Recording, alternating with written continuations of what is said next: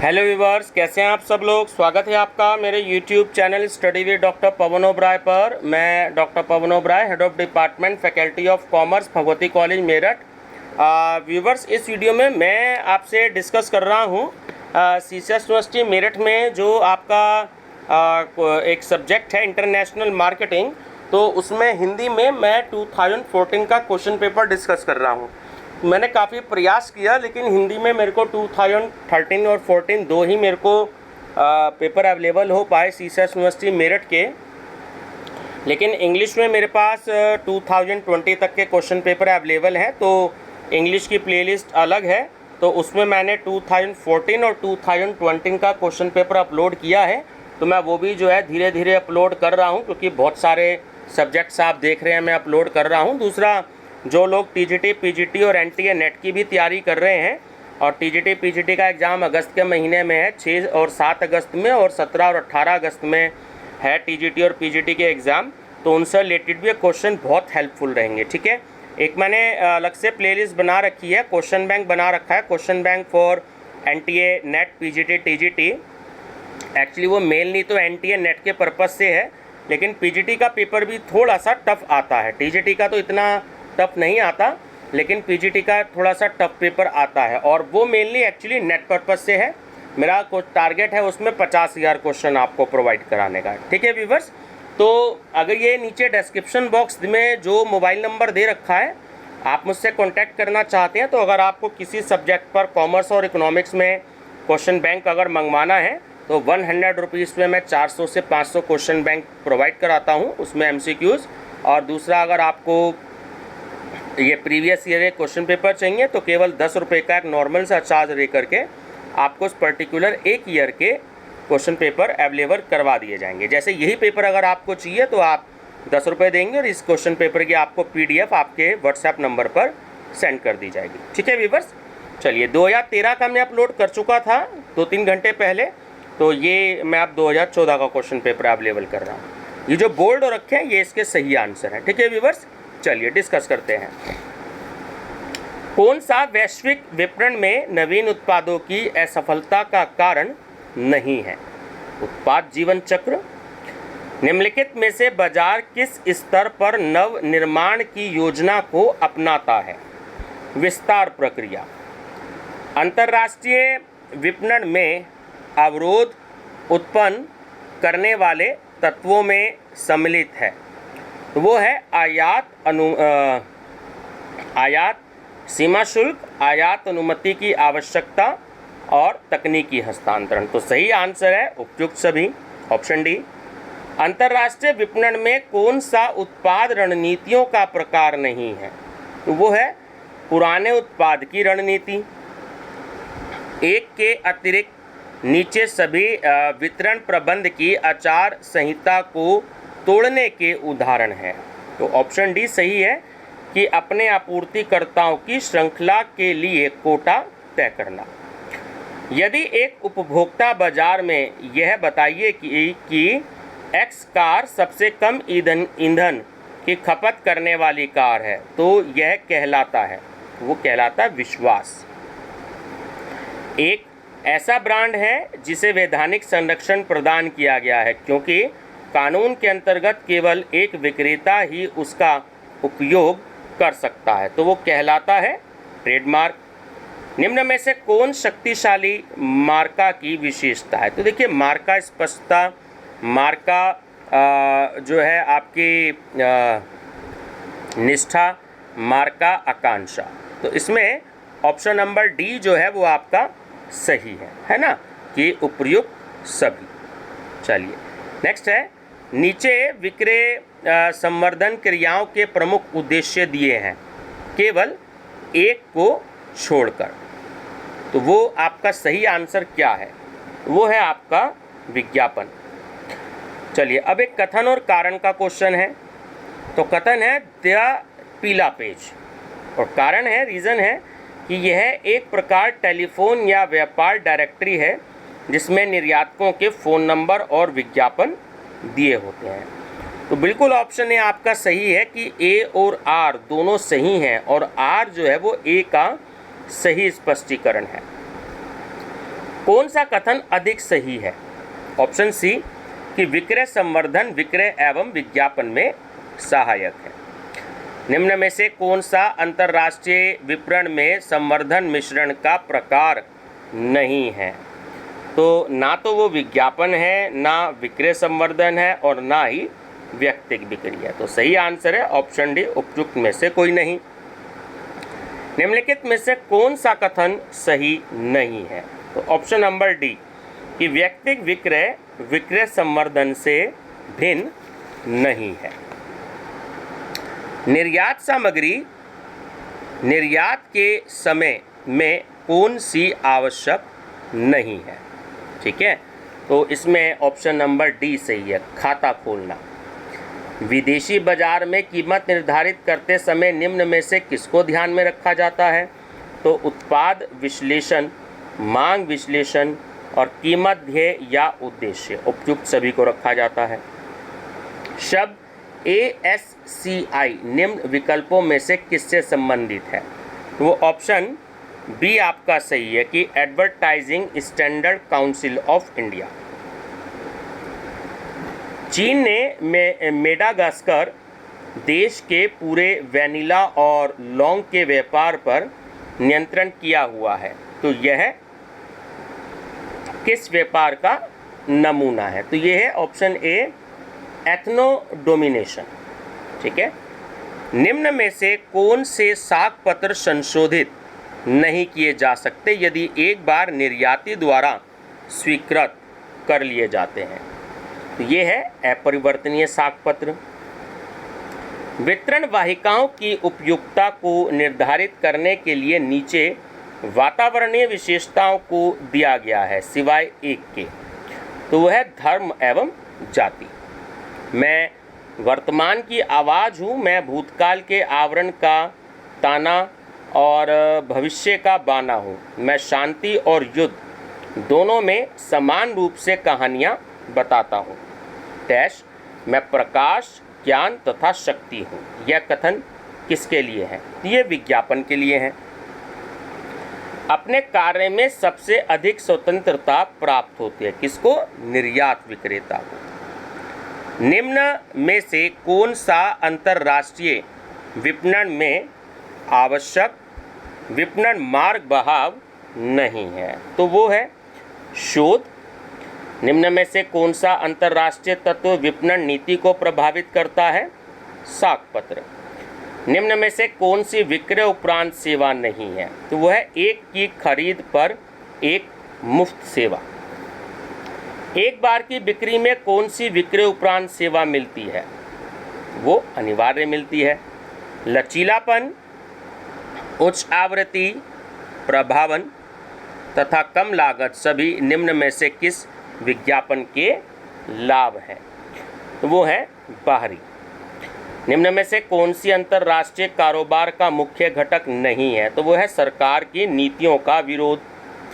निम्न में से कौन तत्व पोर्टर के 5 कारण जो उद्योग व प्रतिस्पर्धी मॉडल है का भाग नहीं है? तो वो है ऑप्शन ए, प्रवेश में अनेकों बाधाएं।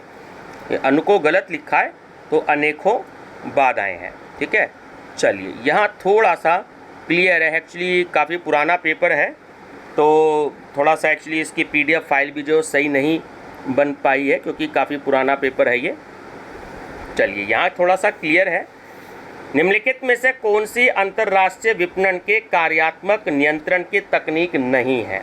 बाहरी विश्लेषण। निम्न में से कौन सा WTO के लिए भारत की कार्यसूची में शामिल नहीं किया गया है? साख शर्तें। निम्न में से कौन सा तरीका विज्ञापन प्रभावोत्पादकता का नहीं है? वो है क्षमतानुसार परीक्षण। अब देखिए एक मैचिंग का क्वेश्चन है कि नीचे फ्रेंचाइजी के विभिन्न मॉडल और उत्पाद दिए गए हैं, तो सूची 1 को सूची 2 से मिलाइए और इन सूचियों के नीचे दिए गए कूट का प्रयोग करते हुए सही उत्तर का चुनाव कीजिए। तो इसमें ऑप्शन नंबर जो बी है वो आपका सही है कि निर्माता एवं फुटकर विक्रेता, तो ये है ऑटोमोबाइल। उसके बाद है निर्माता एवं थोक विक्रेता, तो ये है सॉफ्ट पे। उसके बाद है आपका थोक विक्रेता एवं फुटकर विक्रेता, तो वो है आपका हार्डवेयर। फिर है आपका डी फुटकर विक्रेता एवं फुटकर विक्रेता एवं कुटकर विक्रेता, तो ये आपका नोकिया से रिलेटेड है। ठीक है, तो ऑप्शन नंबर बी जो है वो इसमें आपका सही है। भारत सरकार द्वारा देश के आधारभूत ढांचे के विकास के लिए पीपी मॉडल विकसित किया गया है। तो पीपीपी का क्या आशय है? तो वो है लोक निजी साझेदारी। ठीक है, पब्लिक प्राइवेट पार्टनरशिप, ध्यान रखिएगा। व्यक्तिगत विक्रय, विज्ञापन विक्रय परिवर्तन एवं प्रचार 4 प्रमुख संगठक या अंग हैं किसके? प्रवर्तन सम्मिश्रण के। अंतर्राष्ट्रीय बाजार में किसी उत्पाद की मृत्यु होती है तो वो अप्रचलन अवस्था में होती है। ठीक है, ध्यान रखेंगे। निम्न में से कौन सा अंतर्राष्ट्रीय उत्पाद के जीवन चक्र को प्रभावित करने वाला कारक नहीं है? तो वो है उत्पाद का मूल्य। निम्न घटनाओं का सही क्रम क्या है? ठीक है, तो इसमें मैं बता देता हूँ आपको। ऑप्शन नंबर जो है आपका इसमें डी नंबर ठीक है। ठीक है, ये ए मिसप्रिंट हो रखा है, डी ठीक है। 4 2 1 3। ठीक है, मतलब कि पहले है आपका IBRD, उसके बाद है आपका गेट, उसके बाद है अंकटाड और उसके बाद है विश्व व्यापार संगठन। ठीक है, जब आयातकर्ता देश वस्तुओं एवं उनकी मात्राओं को निर्धारित करता है तो इसे कहा जाता है, प्रतिबंध। ठीक है, एक्जिम नीति में भारत सरकार ने अपना पहला विशेष आर्थिक क्षेत्र सेज स्पेशल इकोनॉमिक जोन, ठीक है, तो ये 2001 में स्थापित किया था। तो ये थोड़ा सा स्टूडेंट इसके बारे में मुझे कन्फ्यूज़न है। एक्चुअली मेरे हिसाब से कांडला आंसर होना चाहिए, लेकिन यूनिवर्सिटी की अगर इस आंसर शीट के हिसाब से देखें तो नन गुनेरी दे रखा है, तो थोड़ा सा मेरे को इसके बारे में डाउट है। मेरे हिसाब से कांडला आंसर होना चाहिए। ठीक है, नन गुनेरी में डाउट है मेरे को। अंतर्राष्ट्रीय विपणन की आवश्यकता को जानने के लिए बाजार की कौन सी तकनीक प्रयोग की जाती है? तो वो है बाजार सूचना एवं शोध। कौन सा संस्थान निर्माणी और पूंजीगत वस्तुओं के निर्यात के लिए वित्त उपलब्ध कराता है? तो वो है आपका आयात निर्यात बैंक। ठीक है, ऑप्शन नंबर बी। निम्न में से कौन सा भारत में वैश्वीकरण का कारण नहीं है? तो वो है आपका बाजार संतृप्ति, क्योंकि ये प्रोडक्ट लाइफ साइकिल में आता है। ठीक है ना, सॉरी गलत बता गया, माफ़ी चाहूँगा। तो वो है आपका मुद्रा का अवमूल्य। ठीक है, अंतर्राष्ट्रीय विपणन के कारण मुद्रा प्रसार सामान्य हो जाता है। अंतर्राष्ट्रीय विपणन में शामिल है घरेलू, ठीक है, अंतर्राष्ट्रीय विपणन में शामिल होता है घरेलू विपणन भी, विदेशी विपणन भी और अंतर्राष्ट्रीय व्यापार भी, है ना। तो सही आंसर है उपयुक्त सभी। अंतर्राष्ट्रीय विपणन के अंतर्गत विशेष ध्यान दिया जाता है तो उत्पाद पर भी, स्थान पर भी, प्रवर्तन एवं मूल्य निर्धारण पर भी। तो ऑप्शन डी करेक्ट है, उपयुक्त सभी। अंतर्राष्ट्रीय व्यापार मेले के आयोजन में चेकलिस्ट के किस बिंदु पर जगह बुक की जाती है? मेले से पहले। बहुराष्ट्रीय कंपनियां अपने ग्राहक को संतुष्ट करने के लिए विक्रय उपरांत सेवाएं उपलब्ध कराती है। तो निम्न में से कौन सी विक्रय उपरांत सेवा नहीं है? तो फैशन शो, संवर्धन मिश्रण निर्णय में शामिल है। ऑप्शन बी की विज्ञापन, संवर्धन, प्रचार एवं व्यक्तिगत विक्रय। निम्न में से कौन सा अंतर्राष्ट्रीय विपणन वातावरण का प्रमुख तत्व नहीं गिना जाता है, तो वो है बहुराष्ट्रीय समझौते। ग्लोबल सोचो लोकल करो किसका सिद्धांत है? ये वैश्वीकरण का सिद्धांत है। निम्न में से किससे अंतर्राष्ट्रीय व्यापार में विकास के लिए प्रतिबल आता है? तो वो है बहुराष्ट्रीय निगत। अंतर्राष्ट्रीय विपणन में वस्तुओं के मूल्यों का निर्धारण किया जाता है, तो वो बाजार शक्ति द्वारा।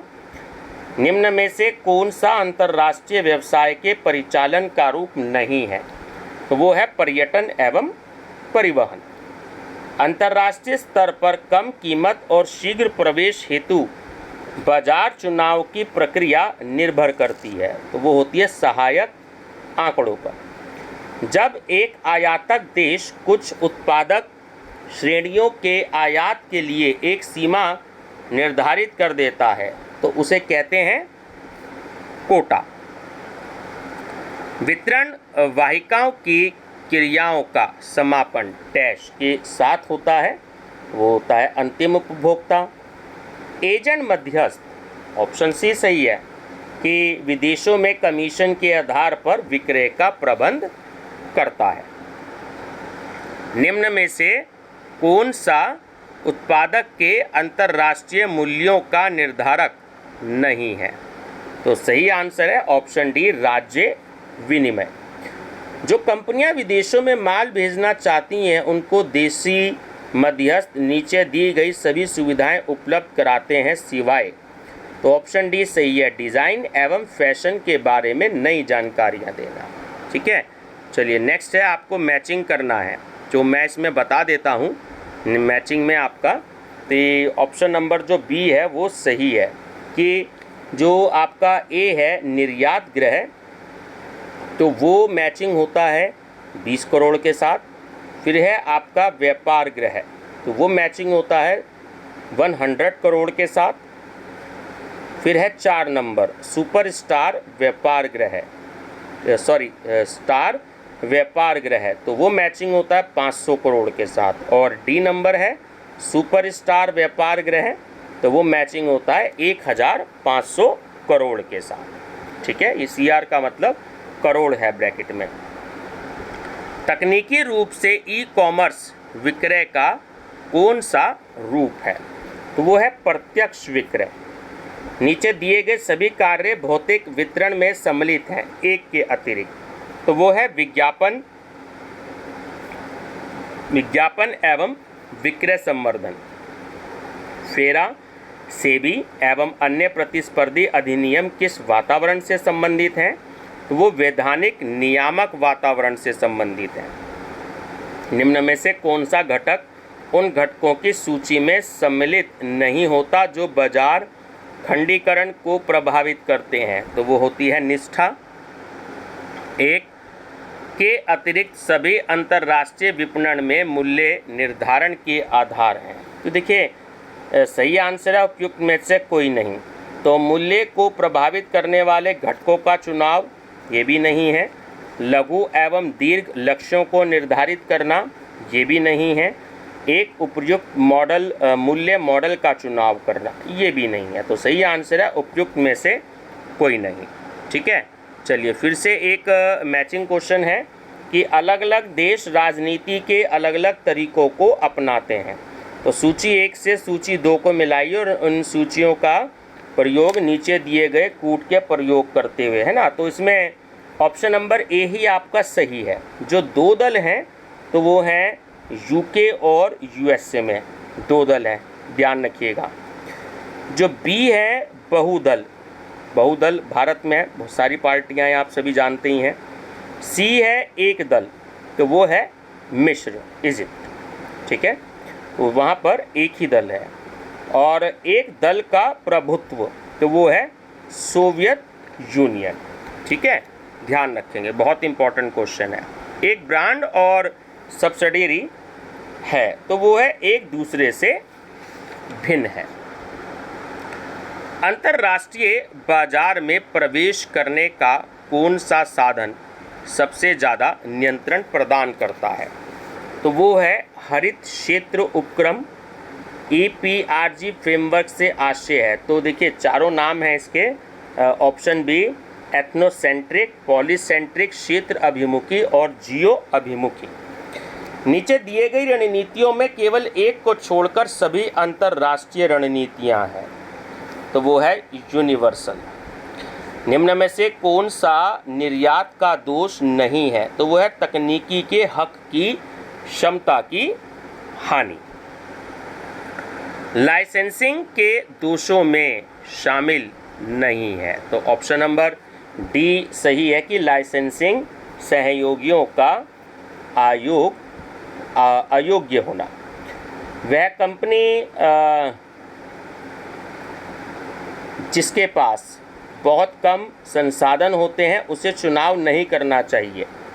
तो अंतर्राष्ट्रीय बाजार में पूर्ण विस्तार का। एक के अतिरिक्त अन्य सभी अंतर्राष्ट्रीय विपणन में वस्तु संवर्धन की युक्तियां हैं, तो वो है मूल्य वृद्धि। अब देखिए फिर से कथन का क्वेश्चन है, तो कथन दे रहा है स्लॉटिंग फीस और इसका कारण दे रहा है एक उत्पादक थोक विक्रेता को उसके गोदाम में माल सुरक्षित रखने के लिए जो शेल्फ स्पेस लेता है उसका भुगतान या फीस देता है। तो इसमें ए तो सही है, लेकिन जो इसका मतलब रीज़न है, कारण है, वो गलत है, ध्यान रखेंगे। निम्नलिखित में से कौन सा समष्टिगत वातावरण का हिस्सा नहीं है? भौतिक वातावरण। निम्न में से कौन सी वातावरणीय समीक्षा की तकनीक नहीं है? तो वो है आपका श्रमिक कानून।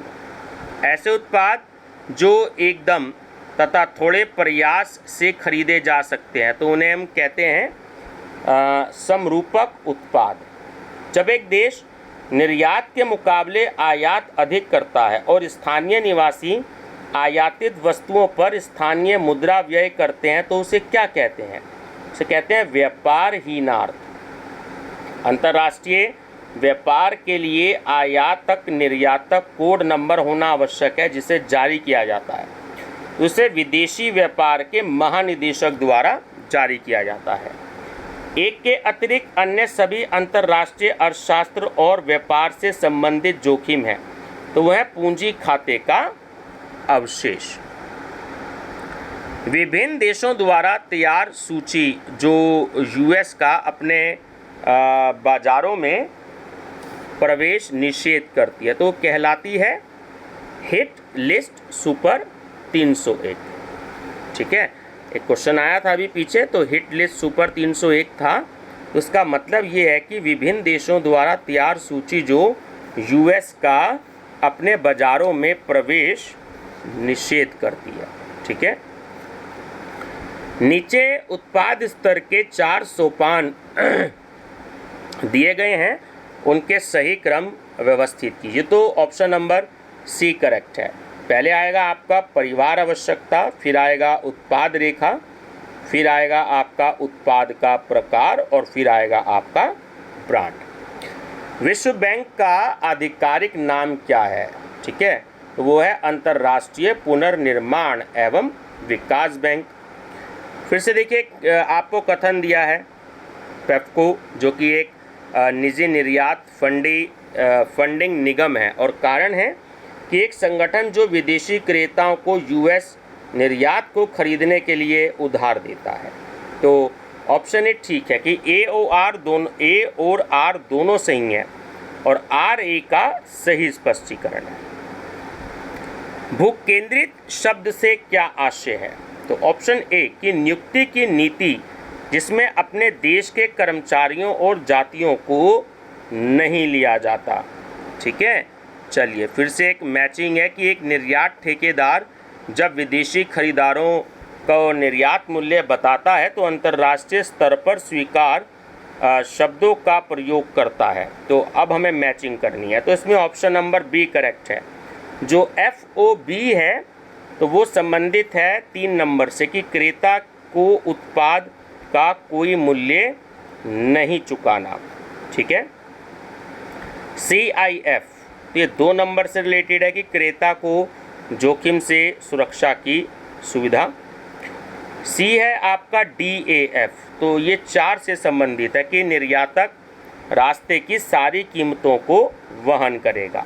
और 4 नंबर है FOT, तो ये 1 नंबर से रिलेटेड है कि माल को परिवहन के सुपुर्द करना। ठीक है, चलिए, बाजार का विस्तारीकरण किया जा सकता है, तो ऑप्शन ए जो है वो सही है कि प्रभावपूर्ण वितरण व्यवस्था द्वारा। कोई भी कदम जो विक्रय करने या बढ़ाने के लिए किए जाते हैं उन्हें कहते हैं विक्रय संवर्धन। एक उत्पाद जब देश की सीमा पार करता है और दूसरे देश में प्रवेश करता है तो उस पर लगाया जाता है क्या? टैरिफ। ठीक है, ध्यान रखिएगा। इसमें एक्चुअली 2 ऑप्शन जो हैं वो यूनिवर्सिटी ने दिए हैं, तो इस क्वेश्चन में जो है मैं आपको बता देता हूँ, लेकिन जो मेन है इसमें आपका टैरिफ ठीक है। ठीक है, बैरियर बोर्ड दिख रहा है तो बैरियर नहीं होगा, टैरिफ ठीक है। ठीक है, ध्यान रखेंगे। वैश्विक विपणन रणनीति में सभी प्रकार की संस्कृति के लिए डैश उत्पाद, जबकि बहुउद्देशीय विपणन में डैश विपणन रणनीति अपनाई जाती है। तो पहले में आएगा मानकीय और दूसरे में आएगा विभिन्नता। ठीक है, निम्न में से कौन सा गैर टैरिफ का रूप नहीं है? तो इसमें ऑप्शन नंबर डी जो है वो आपका सही होगा, राशिपातन, डंपिंग बोलते हैं इंग्लिश में। निम्न में से कौन सा घटक अंतर्राष्ट्रीय उत्पाद नियोजन से संबंधित नहीं है? तो वो है ऑप्शन डी कि अंतर्राष्ट्रीय बाजार में उत्पाद का हिस्सा।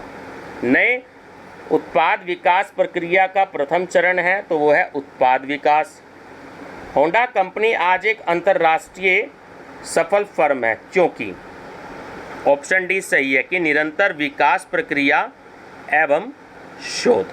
ठीक है, उत्पाद विभिन्नीकरण तथा बाजार विभक्तीकरण वैकल्पिक व्यूह रचना है। यह कथन किसका है? तो ये स्मिथ का है। अंतर्राष्ट्रीय विपणन की आवश्यकता नहीं होती, तो उसमें कम्युनिस्ट देश में, ठीक है, नहीं होती है इंटरनेशनल मार्केटिंग की आवश्यकता।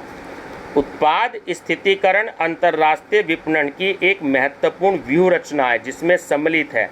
तो देखिए, किस्म पर फोकस भी, परंपरागत ब्रांड पर भी फोकस, और उत्पाद की रेंज और तकनीक। तो ऑप्शन नंबर डी सही है, उपयुक्त सभी।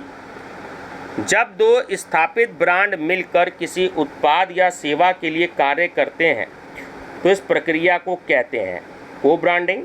और लास्ट क्वेश्चन है कि उत्पाद विकास की अवस्थाओं का सही क्रम क्या है? तो ऑप्शन नंबर सी करेक्ट है। पहले है 1 नंबर नवीन उत्पाद विचारों का सृजन, फिर है 4 नंबर विचारों की छानबीन, फिर है 2 नंबर परीक्षात्मक विपणन, और फिर है 3 नंबर वाणिज्यकरण।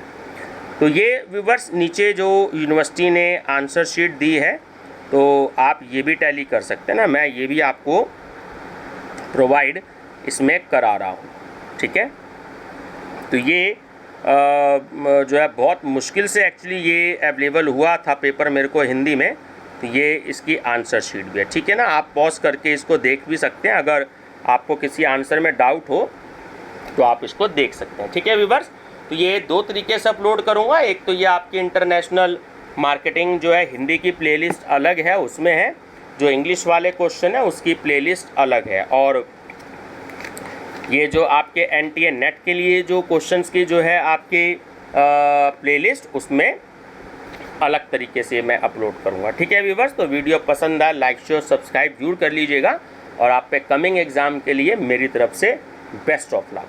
Thank you viewers.